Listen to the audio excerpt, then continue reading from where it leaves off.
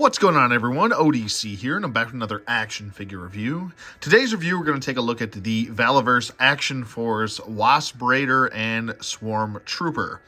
Now, initially I was going to include these with the whole wave full of Action Force and do it all in one video, but because I just received the Wasp Raider, I decided to do the Swarm Trooper with it just to kind of compare the differences in paint applications and such, and what the figures come with, the differentiations here and there, just the little nuances and differences between the two. So with that being said, here is the packaging for both. Here is the differences between the two. The Wasp Raider is going to come in this kind of like green hue, where the Storm Trooper comes in kind of just green numbering and lettering right here. We got black lettering for that side. Here's the back of the read-ups for both read-ups. Excuse me, let me center that properly. Read-ups are a little bit different, obviously. They definitely going to have a different read-up for this. The Wasp Raider, excuse me, are going to be much different from the Storm Trooper. I only ended up getting one Wasp Raider. I really only wanted one. He's going to be kind of like the commander for all the Swarm Troopers, so I just thought that made sense. I don't need more than one. Just the one is fine for me. Here's the rest of figures in the wave, blah, blah, blah, blah, all that fun stuff. We're going to know more about Action Force points when we get more information about them. The Wasp Raider did score more points than like we're playing football. They are worth more points, than the regular releases. There were 3 as opposed to the 2 from the regular releases. So I guess the exclusives are worth a little bit more. It says Action Force on this side. This is a BotCon exclusive. You had to buy this on the botcon.com website. And that's pretty much it for packaging differentiation. So let's get both these figures out of packaging and we'll be right back. Okay, and we're back with both figures out of packaging, and obviously you can see the differences, the major glaring differences between the two. It's the same exact body mold, just a different paint deco. The differences also between the two are in the display stands as well. This comes with a regular kind of like a silver metallic kind of gray, charcoal gray, I should say. Where this comes with a yellow base. So a little bit different there as well. The Wasp Raider actually comes with a set of wings on his back, where the regular Swarm Trooper does not. You actually have to buy that pack separately, and it does differentiate as far as what comes in the extra pack. The pack for the Swarm Troopers wing pack, I'll just call it that. You come with a set of wings that are colored differently, and you can see the glaring differences between the two there. There is a Swarm logo right here for the Storm Trooper. The Wasp Raider does not have a logo there, so there's a little bit of differences between paint and such, as you can see there, as far as comparing those two. That set also comes with a shield, which the Wasp Raider does not come with a shield. It also comes with a translucent yellow base, which he comes with a solid yellow base. And the pack also comes with a grenade launcher and a submachine gun. So that's kind of the differences between the two. Now, he doesn't come with that pack. You have to buy this pack with the wings separately for $12.99. The figures themselves are, I think the Wasp Raider was a hair more expensive than the Swarm Trooper. So there's a little bit of differences in price there as well. So just wanted to kind of point that stuff out. As far as the accessories go for both figures, obviously they have different paint decos, but they do come with a crisp vector. They both come with the same kind of sidearm that Condor does and the Steel Brigaders do, which kind of bothers me a little bit, but I'll explain why. But that's the rest of their accessories right there. It comes with a knife, And it comes with 1, 2, 3, 4, 5, 6, 7, 8 hands total, including the ones that are attached to the body already. And it does come with, like I said, that sidearm right there for the Condor and the Steel Brigaders. The reason why I'm not a big fan of this gun, I don't mind it for Condor, and I don't mind it for the Steel Brigaders, or I don't mind it for the Wasp Raider or the Swarm Trooper. What I do mind is that the weaponry kind of being spread out too thin.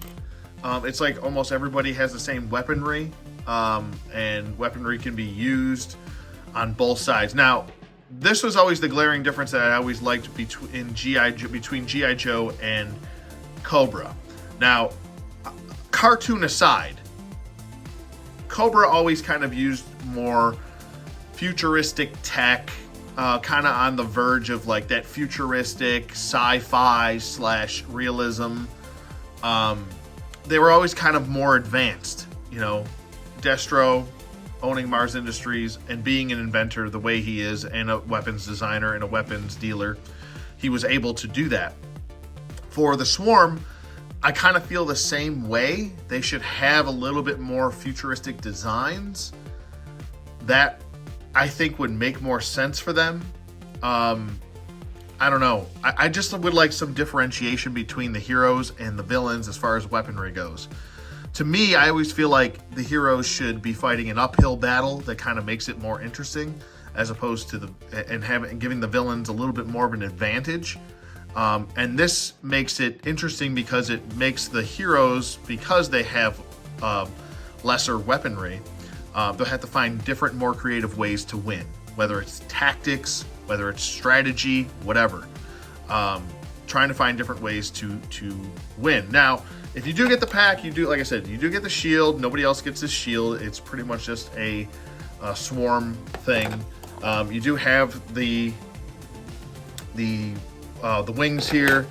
I just would like a little bit of differentiation between like the molds here for this stuff. So I might end up giving all the Swarm different weapons entirely. Might try to go into maybe some of the Marvel Legends stuff and grabbing some of their futuristic guns that I'm not using. Kind of like the Winter Soldier, the movie Winter Soldier, when he initially came with that funky like futuristic rifle, or the Agent Coulson futuristic looking kind of rifle from the Avengers set. Stuff like that I feel would fit in better with these two, as opposed to just giving them a Chris Vector and calling it a day. Or the same, you know, sidearm that all the good guys have. It's like, I don't know, I just would like a little bit more variety. I get like it's a smaller company and they could only have so many molds so far. But maybe it'd be cool if they, in the future, Bobby Valla could include a weapons pack for the villains. Now, that's just my little rant. That's just my little spiel on just a hair more variety. As far as that goes, as far as the weaponry goes, just kind of separating the heroes from the villains a little bit more as far as designs for the weapons. Maybe just not have them as grounded. Now, I understand when you look at their designs, they're not grounded. But when you look at their weaponry, it's very grounded. So, maybe that's what he wants. Maybe that's what he's going for as a designer. That's great. But I don't know. Personal preference, I would like to see a little bit of differentiation. That's just my personal preference. So that's pretty much what they come with overall. The knife has a sheath on his back, which we're pretty much used to with the Valaverse figures, and it just slides right into the back like so. So that's pretty cool. Gun just fits right into the holster right here, and it snaps in nicely. You don't have to worry about anything falling out or anything like that.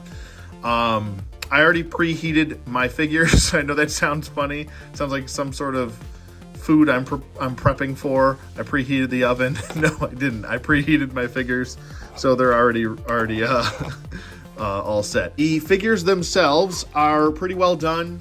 The pack just kind of just pegs right into the back, just like so. On the Wasp Raider, I'll actually peg this in on the Swarm Trooper. There's a little peg hole here. You do have to line this peg hole because it is a separate plastic piece. with the actual peg hole in his back. So you kind of have to drop that down a little bit, and then it just pegs right in like so. So that's how that is to go. The wings are articulated. You can move them up, and they're on kind of like almost like a little ratchet system. I would definitely recommend heating these up as well. You have to do a lot of heating for these figures. They go up about that far, and then they go neutral in the middle, and then all the way down for when maybe they're walking around, or when they're just putting their jetpack on, or wing pack on, whatever you want to call that. But yeah, the figures themselves, let me just take this off and I'll go through articulation and range of motion. Let me get this gun out of his hand as well. There we go. Okay, so for his articulation, it is quite nice as far as articulation does go. Sorry, I have to move like 3 or 4 figures out of my way so I can get my arm over here to do articulation. But the head can look up. It is on a disc hinge, and that's very nice. And it can look down about that far as well. Let's see if he's got some head tilt, a little bit of head tilt side to side. Let's see if we got jumping jive turkeys. Oh yeah, we got some gobbles up in here. Okay, that's the jive turkeys. Arms go up about that far, and that is due to the sculpting of the shoulders right there. So that's about maxed out right there. And if you do feel push back on those joints, try not to push them any further, or you could snap the pin right off. Arms go down about that far. They can do a full 360 rotation if you need them to. They do have butterfly joints, which are very well used. I don't have any frozen butterfly joints on there, and if they do feel a little frozen, just give them a little bit of heat and just kind of trying to work them in. You do have a double jointed elbow right there, and it can go straight, perfectly straight.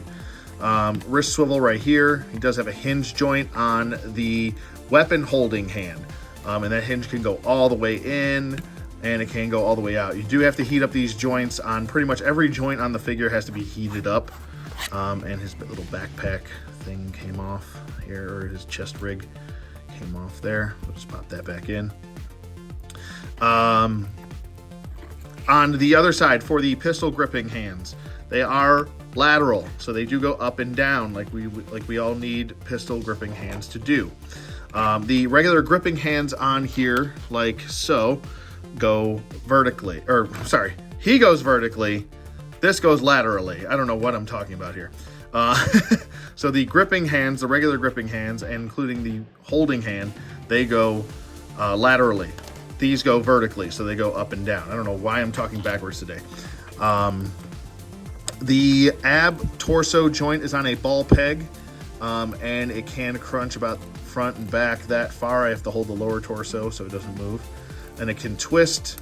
You do have to loosen up that joint. His rig is just pretty much coming off of his body here at this point. He can swivel at the waist. He can crunch way back. He can crunch way forward. Really good range of motion, articulation, all that. He can do the splits about that far. And legs go forward about that far. Legs go back about that far. And we do have an upper thigh swivel. We also have kind of like 2 thigh swivels. It's up top, and then it's at the thigh cut joint right here. We also have a double jointed knee. I know a lot of people are really obsessed with the heel touching the butt. I don't know why. I don't know how many human beings can get their heel to touch their butt. You have to be very flexible to do that. So I don't know why people are so obsessed with the heel touching the butt. I mean, if you lift your leg up, essentially human beings have a single jointed leg. Most people could probably get their leg up maybe about here. If you're super flexible and a super athlete, you could probably get it to touch your butt, but you kind of have to be almost double jointed to do that. So I'm not sure why so many people are obsessed with having that done when most people themselves can't do it. Anyway, pointing the toe, pointy heely, pointy toe. We've got ankle pivot. Mine's still a little bit frozen, and I did heat this up quite a bit. So there we go with that. And also the kind of the cuff or the leg armor does get in the way of the articulation just a little bit, but not too bad. So he can still stand and do tons of poses and stuff like that. Now, the thing I do want to get into with a lot of these vests, and this is probably going to be an issue with just wave 1, hopefully, and not in future waves, are the tactical vests just are a pain in the ass to peg back in. Once they've depegged, they don't like to stay pegged in, and if you do get them pegged in, don't unpeg them ever, because they are just annoying to fix. The peg on the on here is actually that pegs into the back, and this is with all the Valaverse tack vests, is entirely too thick, and it can't stay in and fit into that hole when you're trying to just press it with your finger or your thumb. So you have to get tweezers out and kind of work it in, and it does take quite a bit to do that, because you can't really get a good angle to sometimes get those in, and then they don't stay. So these tack vests are just kind of as bad as Marauders with the harness rig, where that peg would just never peg into the front of the rig. So you always have to end up gluing it. So I don't know. That's just something to point out, and that's across the board with most of these figures. Like I said, I could literally tap this and it's going to come unpegged. See, it's already depegged, and it won't peg back in properly. So they'll have to go back to the drawing board with these tactical vests and try to find some other way, if they're going to keep them removable, then to just switch out the girth of the peg going into the peg hole. Now, the differences between the heads are as follow. You can see the paint apps are a little bit different on both. Same head sculpt, different paint apps. There's some yellow in the center, right, for the Wasp Raider, and obviously the rebreather is painted yellow, and then we have gold for the other pieces on the masks right there. So, so a little bit more coloration on this figure than this figure. We can see a little bit of blue hazy going through the honeycomb eyes, where we have yellow hazes for the Swarm Trooper. So blue for these honeycombs, yellow for these honeycombs. The rest of the body, let me just get his arm out of the way here. Oops, sorry. The rest of the body pretty much it's exactly the same body, just painted differently. There's no variation other than the paint. The molded in ammo holders right here for the sidearm are painted kind of like a copper color right here, or like a gold, like a brownish gold here, and then over here it's just kind of like a metallic silver. So same thing with the belt. The straps, the actual clip-in straps right here are painted, where on the Wasp Raider they're not painted. The handguns, excuse me, are painted differently. This has no paint apps. This has yellow paint apps.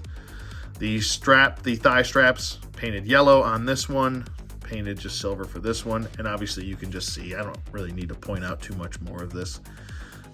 Yellow for this, some yellow for that. So just a little bit of variations between the two. And just flipping it around to the back, obviously you can see, let me take this off. You can see the differences between the sheaths. And even the forearms are painted differently, obviously. So a little bit of variation there just in paint, not in anything else.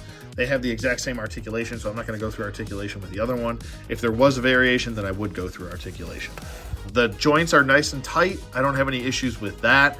Once you heat them up, they're nice and fluid. You can move them around. You don't have to worry about snapping a limb off or anything like that. The only cause for concern that I would really worry about, sorry, I have a Great Dane checking in on me. Everything's okay, bud. Go downstairs.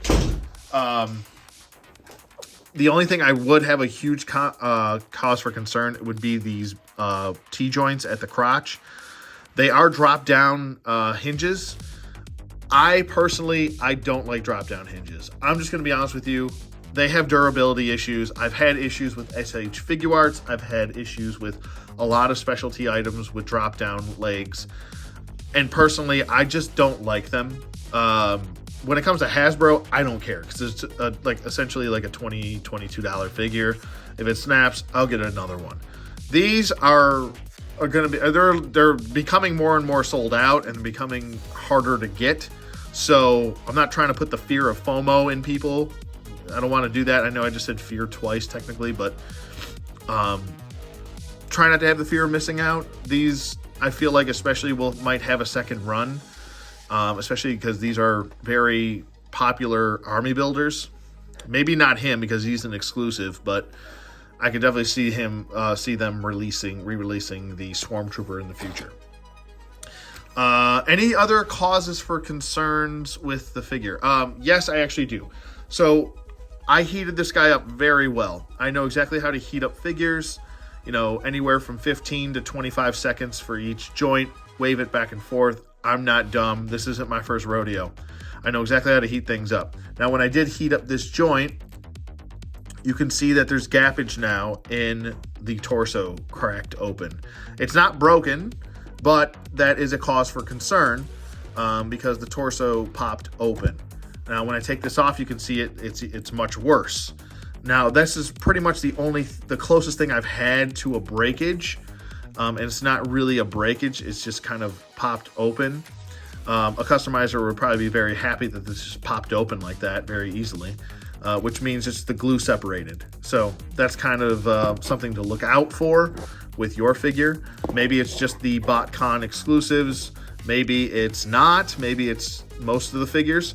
Also, be careful with your weaponry. Your weaponry at the stock here could, or the gun butt, whatever you want to call it, could possibly snap off if you start tucking this underneath the arm and then pushing down on the arm and putting pressure. I've seen a lot of people post that they've snapped off their rifle. Don't put too much pressure on this. You guys got to understand how much the kind of build quality of these weapons. They're a little bit on the harder plastic side. So try to understand what you kind of have here as far as that goes, and try not to snap any of these off. When you're articulating your figure, kind of have the gun butt up and out and away from the forearm, so you're not tucking that underneath there and then pushing down and then this snaps off. Okay, first up, as far as comparisons go, we've got two Marvel Legends. On the right, we've got the Marvel Legends Domino, the first edition for Domino as far as Hasbro Marvel Legends. Or actually second edition, I should secondly say, the 2-pack. But anyway, moving on, we also have Obadiah Stane. And he is on the left there in the suited body. Okay, next up, we've got a Articulated Icons Ninja on the left. And on the right, we've got a Jurassic Park Amber Collection figure, so that's how those stack up with them. Okay, next up, we've got a McFarlane Dawnbreaker action figure on the left. And then on the right, we've got the Spartan Collection Enigma figure. Okay, next up, we've got the NECA Lost Predator on the left. And then on the right, we've got a Motu Classics Vicor. Okay, next up on the right, we have the SH Figuarts Darth Maul. And then on the left, we've got the Hasbro Black Series Ponda Baba. Okay, next up, we've got two more Marvel Legends. We've got Sentry on the Hyperion body, and then we have Quasar on kind of the newer mix and match Bucky Cap mold. Next up, and I'm sure this is the one that everyone wants to really see, is the comparison with the G.I. Joe Classifieds line. We've got Gung Ho on the left, and then on the right, we have Duke. That's pretty much how they're going to stack up with your Joes, with your bigger Joes and your smaller or normal size Joes. If you're wondering about the accessories, most of the accessories they have are from Gridiron Studios, the helmet and the Scar grenade launcher combo. Over here, same thing, Gridiron Studios. This is actually from Valaverse, the Valaverse hat that you could get with if you got the weapons pack. And some of the other attachments, like the backpack and stuff, are from Gridiron as well on his back. So just an FYI, I know someone's going to ask me in the comments, so I might as well nip that in the bud now. Okay, so for my final thoughts on the Valaverse Wasp Raider, aka the BotCon exclusive, and also the Swarm Trooper, I would definitely give these a 2 thumbs up, and definitely give them a good recommendation.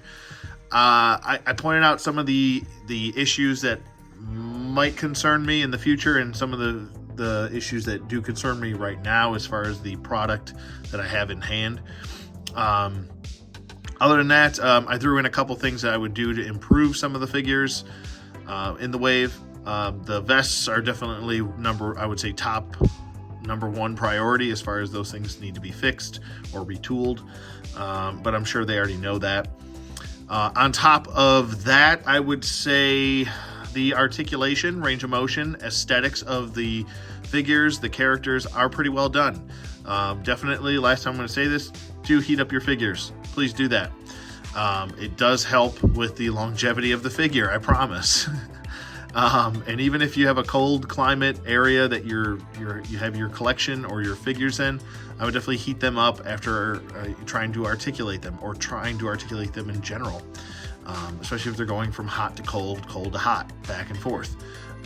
You could possibly get some weakened joints and snap one off. So definitely heat up your figures a little bit. You don't have to put them in boiling hot water. Just put them in warm water, or heat them up with a hairdryer, heat gun, whatever you want to do. Other than that, there's really not much else left to say. The figures are really good. I have a lot of fun in collecting these. I like most of the designs, or some that I don't like. But other than that, I'm looking forward to Wave 2, A and B, and then Wave 3 with some of the females. So, but that's pretty much it for me. Let me know what you guys think in the comments below. Thank you for watching as always, and I'll see you guys on the flip side.